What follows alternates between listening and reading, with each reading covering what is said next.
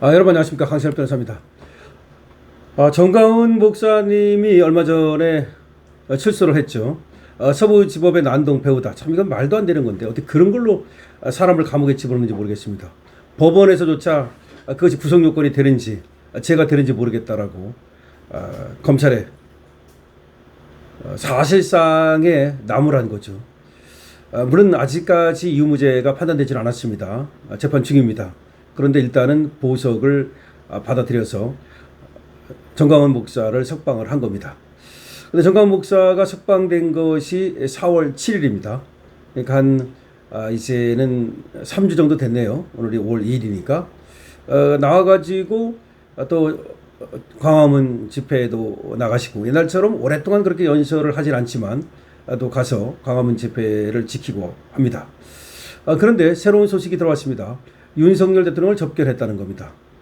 사실 윤석열 대통령이 일반 접견을 거의 하지 않거든요. 저번에 나온 그 통계에 따르면 윤석열 대통령 변호인 외에는 일반 접견은 딱 한 번 한 것으로 되어 있습니다. 그런데 이번에 정가원 목사님이 다시 또 일반 접견을 한 거니까 두 번째 일반 접견이라고 봐도 되겠습니다. 그러니까 윤석열 대통령이 한번 구속됐다가 나왔다가 재구속되지 않았습니까? 그때 이후로 일반 접견은 거의 하지 않는다는 것이고, 그런데 역시 정강원 목사님이 접견 신청을 하니까 또 윤 대통령이 거기에 또 호응을 해서 지금 접견이 이루어진 것으로 보입니다. 관련 소식 빠르게 전하겠습니다. 정강원 목사님이 서부지법 난동 배우 혐의로 구속됐다가 풀려난 이후 윤석열 전 대통령을 접견한 것으로 파악됐다는 겁니다. 5월 1일 국회 법제사법위원회 소속 박균택 더블당 의원실이 법무부를 통해서 확인한 바에 따르면 정강원 목사는 4월 30일 한 것 같아요. 4월 30일 윤 전 대통령을 경기 의왕 소재 서울구치소에서 접견했다는 겁니다.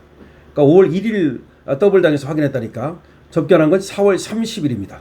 두 사람이 직접 접견을 가진 건 이번이 처음으로 알려지고 있습니다.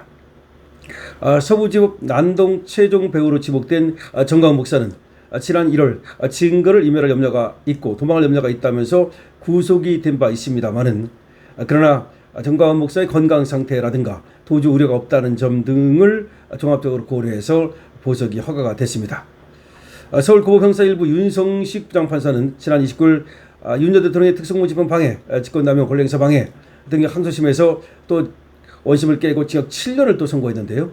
윤석열 대통령은 저번에 무기징역을 선고받은 데 이어서 이번에 또 항소심에서 1심에서는 5년 했는데 또 7년을 선고받는 등 계속해서 재판을 진행하고 있는데, 자, 그런 가운데 정강원 목사가 윤석열 대통령을 접견했다는 겁니다.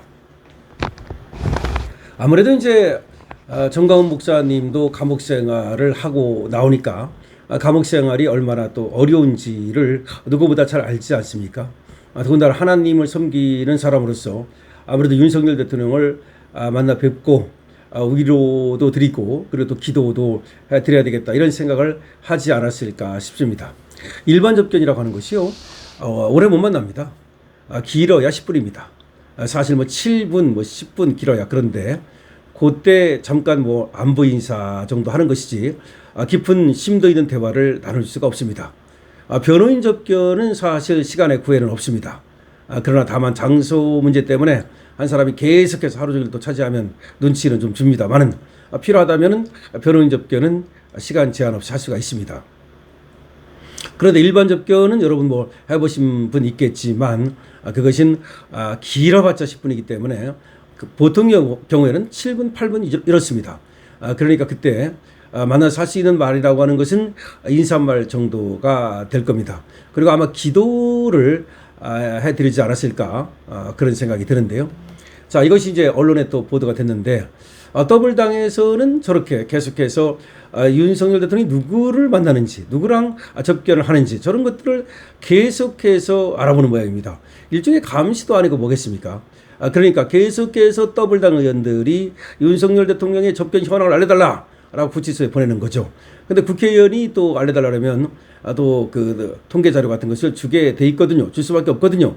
그러다 보니까 윤석열 대통령이 누구랑 만나는지까지도 하나하나 파악을 하는 이건 어떻게 보면 말이죠. 상당히 이거는 안 좋은 거죠. 공산국가에서 마치 이 감시를 하는 듯한 독재국가에서 윤석열 대통령의 어떤 행보를 갖다가 감시하는 듯한 이런 생각이 들지 않을 수가 없습니다. 아마 그렇기 때문에 윤석열 대통령도 웬만하면 일반 접견은 안 하는 것이 아닌가.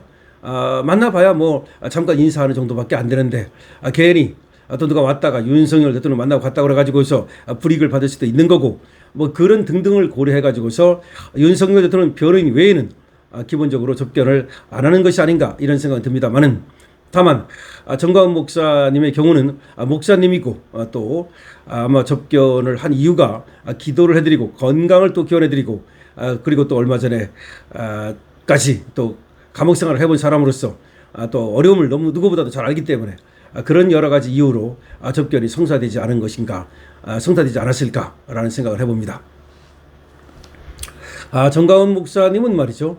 누가 뭐래도 윤석열 대통령을 만드는데 지대한 공헌을 세운 분입니다. 왜 그러냐면 말이죠. 광화문을 지키면서 문재인 타도를 외쳤고 그 속에서 결국 우리가 문재인을 타도하고 그 다음 정권을 우리가 차지해야 된다라고 하는 이 집념으로 그런 집념으로 그렇게 저들 좌파들과 맞서 싸운 사람이기 때문에 그리고 윤석열 대통령뿐만 아니라 우리 자유민주주의를 지키는데 앞장서 온 사람이라고 볼 수가 있는 것이고 그런 점을 또 윤석열 대통령도 잘 알고 있기 때문에 아마 정가훈 목사님께 또 지금이라도 감사의 말씀을 드리고 또 어떤 부탁의 말씀도 드리고 그러려고 만나지 않았을까라는 생각이 듭니다. 광화문도 요새 보니까 상당히 시끄럽습니다. 과거에 이렇게 하던 사람들 중에서 많은 사람들이 또 지금 거기서 나오고 또 다른 사람이 들어가고 뭐 그런 것 같아요. 제가 또 뭐 일일이 여기서 제가 말씀을 드리지 않겠습니다만은 전체적으로 지금 광화문에 돌아가는 걸 보면 정가훈 목사가 감옥에 있을 때 또 이런저런 어떤 잡음도 있고 시끄럼도 있었던 것 같고 그러다 보니까 또 뭐 거기서 나가던 사람이 또 안 나가기도 하고 또 뭐 그런 일이 좀 있는 것 같습니다. 아마 정가훈 목사님도 광화문 운동이 과거처럼 그렇게 호황이 안 되고 조금 어려운 점이 있지 않을까라는 생각도 드는데요. 그러나 광화문 운동은 누가 뭐래도 말이죠. 우리 자유민주를 지키는 하나의 파수꾼 역할을 지금까지 잘 해왔고 앞으로도 그런 역할을 해야 된다고 봅니다. 그리고 윤석열 대통령 가면 갈수록 지금 어려워지고 있지 않습니까? 그런 상황에서 또 윤석열 대통령이 힘이 되어줄 수 있는 것도 바로 정가훈 목사 같은 분이고 바로 광화문 운동이라고 생각을 한다면 광화문 운동이 가지는 그런 의의는 참 크다고 할 수밖에 없습니다.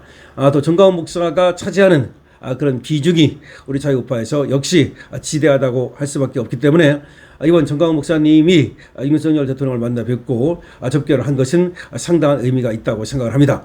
정가훈 목사님 건강하시고 말이죠. 그리고 계속해서 우리 자유우파 위한 활동을 해주시기 바랍니다. 윤석열 대통령 건강하시고 그리고 또 비록 몸은 감옥에 있지만 그 자유함은 얼마든지 누릴 수 있는 것이기 때문에 대한민국 지키는 그런 활동 어떤 식으로라도 이런저런 방법으로 보여주시기 바랍니다. 강시엽TV입니다.